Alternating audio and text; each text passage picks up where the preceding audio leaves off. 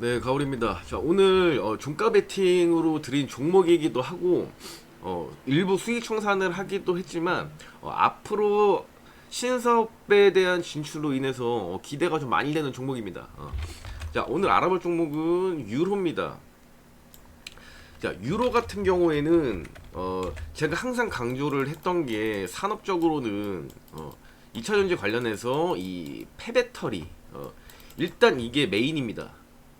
요게 메인 산업이 될 거고 그리고 두 번째로는 페라이트 관련 얘기를 많이 합니다. 자, 미중 무역 분쟁은 거의 끝날 수가 없습니다. 그렇기 때문에 지금은 페라이트지만 정확히 얘기하면 비히토류입니다. 근데 일단 그 중에서 전 세계적으로 일단 산업적인 측면으로 봤을 때는 폐배터리가 가장 큰 먹거리 산업이 될 것이다. 그래서 무조건 폐배터리 관련주들은 알아야 하고 이 폐배터리 개념도 알아야 된다고 얘기를 했습니다. 근데 그 중에서 유로가 떠오르고 있습니다. 현재 이 친구가 또 새로운 폐배터리의 다크호스가 될 것 같습니다. 많은 언론에서도 얘기를 하고 있지만 왜 그러냐면 이 친구는 원래 여기 쭉 보면 폐배터리 쪽이랑은 전혀 상관이 없습니다. 자, 얘는 보면 뭐하죠?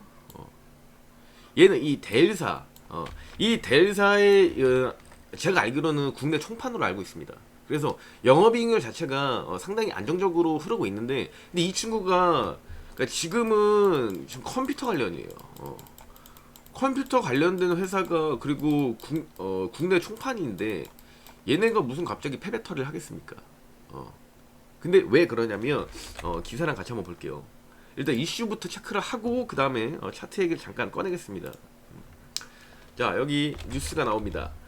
유로 730조 리사이클링 시장을 흔들 다크호스로 부상한다 라고 이번에 더벨에서 뉴스가 나왔었죠.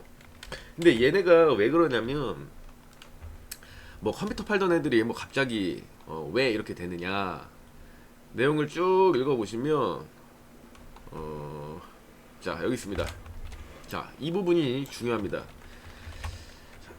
자, 2차전지 리사이클링 사업 주체로는 정확히 말해서 유로의 자회사인 유로 머티리얼즈가 진행을 합니다. 당연히 자회사의 이슈가 있으면 모회사도 영향을 받겠죠. 그래서 지금은 정확히 말하면 유로보다는 이 자회사의 유로 머티리얼즈 이슈다. 그렇기 때문에 현재 상장을 해 있는 유로가 힘을 받게 되는 거죠. 만약에 둘 다 상장이 되어 있다고 하면은 직접적인 수혜를 받는 머티리얼즈에다 투자를 하는 게 맞지만 만약에 이런 경우처럼 이 모회사만 상장을 한 경우다라고 하면 이쪽에다 투자를 할 수밖에 없습니다. 그래서 현재는 이런 이슈들 때문에 유로가 다크호스로 폐배터리 산업 관련주 중에서 부각을 나타내고 있다. 현재는. 그리고 제가 이 글 읽어보면 여기 이런 것도 나와요. 자, 유로는 업계 후발주자라는 페널티가 있지만 세계래. 국내 최대 규모의 생산 설비를 앞세워서 넘어뜨리겠다. 이 말은 현재의 생산 규모로서는 최대라는 얘기죠. 근데 이게 어떤 얘기냐면 이거예요. 이 블랙매스라는 겁니다. 자, 폐배터리를 전처리하는 과정에서 생기는 검은색 분말을 얘기하는데 자, 이 생산 설비 발주를 할 예정이라고 합니다. 자, 이런 이슈도 상당히 좋고 이런 것들이 발주가 계속 들어가게 되면 이제 내년에 실제로 영업이익으로 잡히게 되겠죠. 근데 이제 추가적으로 또 눈에 보이는 건 이겁니다. 국내에선 성일하이텍과 IS 동서가 이미 폐배터리 시장 주요 플레이어로 뛰고 있다라고 합니다. 자, 뭐 유로 얘기를 하는 거지만 또 기사에 이렇게 나오네요. 성일하이텍. 성일하이텍은 제가 강조를 많이 했던 종목입니다. 근데 또 이렇게 나와주네요. 성일하이텍은 이건 장기적인 플랜으로 상당히 괜찮다. 자, 그리고 오늘 주제로 돌아가면 이 유로 같은 경우에도 기존의 영업이익률이 그래도 괜찮았던 안정적이었던 회사기 때문에 장기적으로 볼만하겠다라고 생각을 했단 말이에요. 근데 갑자기 이게 폐배터리로 연결이 돼버리면 여기에 대한 투자 가치는 상당히 높아질 것이다. 자, 물론 현재 주가 범위 상태가 전고점 수준까지 많이 올라왔어요. 너무 많이 올라왔습니다. 그래서 지금 얘가 여기서 조금만 뚫고 가면 전고를 뚫어버리는 일이 나오는데 지금 당장에 그 정도의 이슈일까? 물론 시장에서 인기를 얻게 되면 지금 위든 아래든 간에 그런 거 가리지 않고 그냥 위를 쏘아 올려도 사실 이상하지는 않습니다. 하지만 당장 단기적인 관점에서는 조금 부담이지 않을까라는 생각도 좀 들죠. 왜냐면 원래 이 친구는 사실 2,000원 밑에 매입이 좋았습니다. 근데 이때 사지 못한 이유는 장기적으로 볼 자신이 없기 때문에 들어가지 못하는 거고, 대부분은 상단에서 매매를 하게 되죠 보통. 주가가 다 올라가고 이슈가 나오고 하면 이 종목 괜찮겠다 이렇게 보게 됩니다. 그래서 일단은 그런 걸 다 제끼고 장기적인 사업으로도 패배터리 쪽으로 들어가니까 유망하다고 보여집니다. 장기적으로 봤을 땐. 대신에 아주 큰 무빙을 이겨내야 되겠죠. 그래서 그냥 단기적인 관점으로만 봤을 때 일단 추세는 너무나도 좋죠. 너무나도 좋고, 거래가 터지는 상황에서 약간의 잔발이 그 정도 먹을 생각으로 들어갔다가 날아가면 땡큐고 이렇게 생각하는 게 좋을 것 같습니다. 그래서 일단 유로 같은 경우에도 제가 오늘 아침부터 계속 봤습니다. 얘가 어떻게 흐르는지.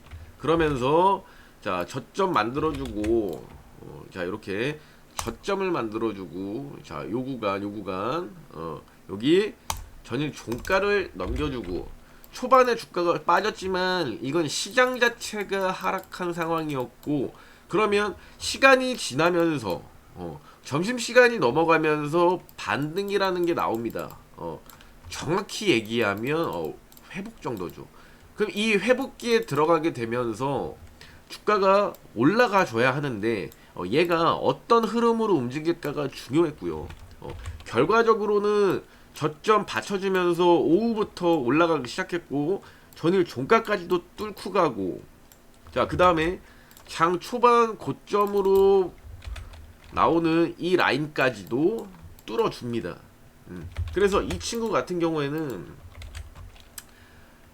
우리가 3,400원 상단 부분, 자, 이 구간에서 매매를 시작합니다.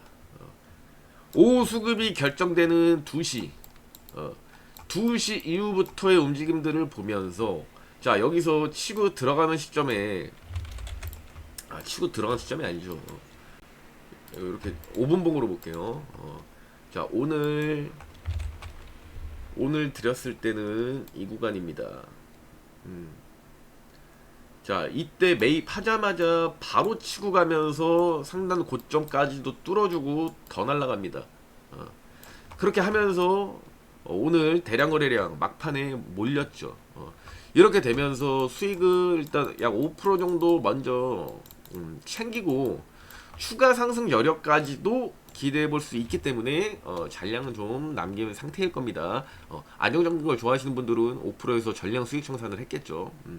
자, 이런 식으로 종목들을 계속 드리고 있고, 유로도 뭐 당장 오늘 수익 본 것도 좋고 내일 더 볼 수도 있고 앞으로도 유망해 보이는데, 수익은 수익이고, 그리고 내가 매매하지 않더라도 이런 종목들은 관심 종목에 넣어두고 앞으로의 움직임들 충분히 체크할 필요가 있을 것 같습니다.